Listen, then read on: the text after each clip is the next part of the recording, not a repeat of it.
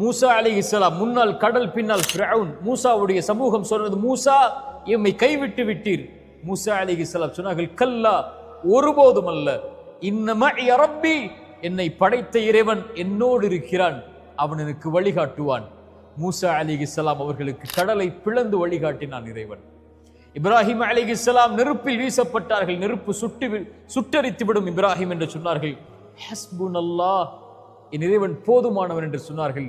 அந்த நெருப்பை குளிரூட்டக்கூடியதாக இறைவன் மாற்றினான்.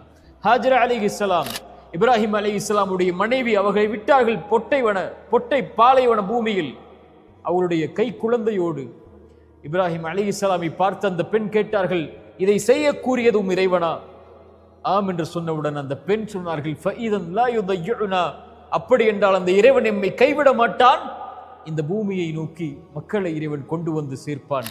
இன்று மக்கா எப்படி இருக்கிறது?